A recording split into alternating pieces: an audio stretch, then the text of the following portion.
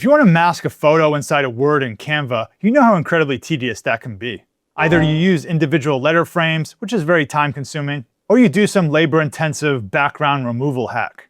And if you want to change the font or the word, you have to delete everything and start over. But you don't have to fight Canva's text limitations anymore. Now that Canva owns Affinity, you have access to a real professional typography tool completely for free. In Affinity, you simply type your word, position it where you like, drag the image inside, and you're done. You can easily change the word, adjust the font, and make other changes as well. No more letter frames and other background removal hacks. So let's jump in and see how to do this in Affinity. I'm here in Affinity and you can download it for free at affinity.studio. Let's create a new document. I'll select File, New, and I'll make the size 4000 by 3000 pixels. Doesn't matter too much. I'll click Create Document. Now for this task, I'll use the Vector Studio. Up here you can see Vector is highlighted. Just click on it if it's not. These studios in Affinity are basically different workspaces designed for different types of tasks. Now what I'll do is click this button down here. This is the Artistic Text tool. If I click and hold on it, you can see there's another text tool, the Frame Text tool. Frame Text is for dealing with paragraphs. Artistic Text is nice for a short bit of text. Things that are a few words long, like a title. So I'll select this. I'll click and drag. Let's type a word, vacation. Now with this selected, up here I can choose the font. By default it's Arial, but I can choose anything on my computer. Let's do this one, Groovy Rainbow. So I'll click on that.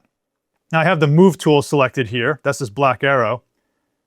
I can resize my text, position it as I like. Now let's bring in our image. There are a couple ways to do this. I'll use the Place option.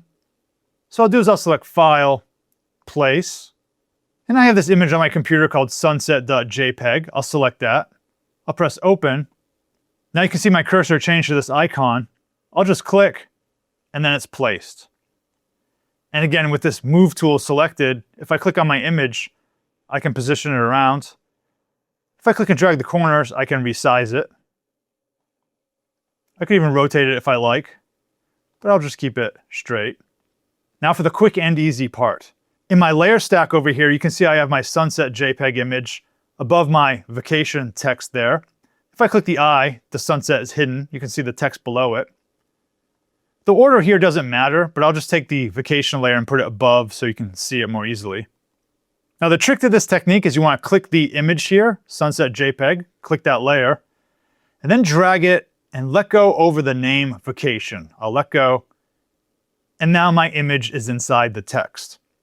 And in fact, I get this little arrow here. If I expand this, I can select the image again, and I can reposition it as I like. I can even resize it. I can rotate it. Now let me undo that and show you a mistake you might make. Let's undo this. Something you may accidentally do is click the sunset layer and let go over the thumbnail of the vacation layer. So if I let go here, that does something different.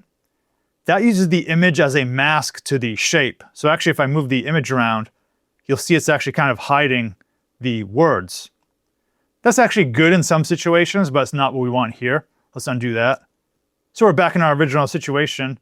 Again, what you want to do is click and drag the sunset layer, let go over this right part of the name vacation. So let go here, and there it's inside. And like I showed you earlier, you can change the word vacation. So click that layer, make sure you're on your text tool, click the text tool, I'll highlight it, and I can change it to Hawaii.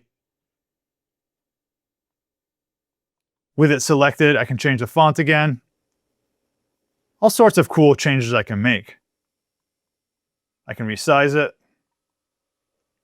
It's very flexible. If you want, with it selected, you could also click this ring over here. This is the stroke. I could give it a stroke color. Let's give it something that's easy to see. Let's say blue.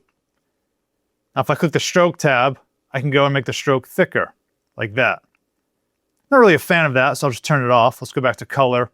I'll click this white circle with the red line through it. So that's how you could add the stroke if you wanted to.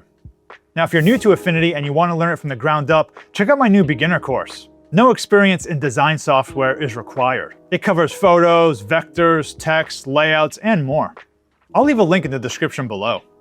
Now let's say you want to use this text in Canva. First, what I recommend doing is saving this as an Affinity file. This is so you have a backup copy of your work. So I'll select File, Save, and I'll just call it My Text. And I'll press Save. Now this is just for my own personal use. Canva doesn't know how to use these Affinity files. What we need to do is export it as a JPEG or a PNG. I'll export as a PNG because we can use a transparent background in that case. First, let me enable background transparency. Up here, I'll select Document, Setup, Transparent Background. So now you can see this checkerboard pattern. That indicates transparency. Then I'll select File, Export, Export.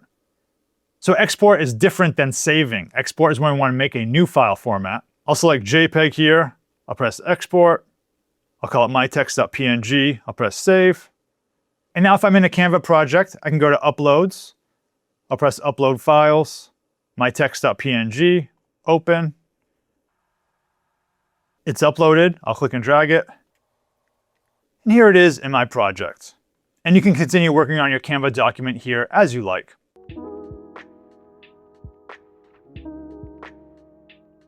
I'll be publishing more videos about moving from Canva to Affinity, so be sure to like and subscribe to be notified when those come out. And if you have something you want to see a video on, let me know in the comments below. Thanks for watching, and see you in the next video.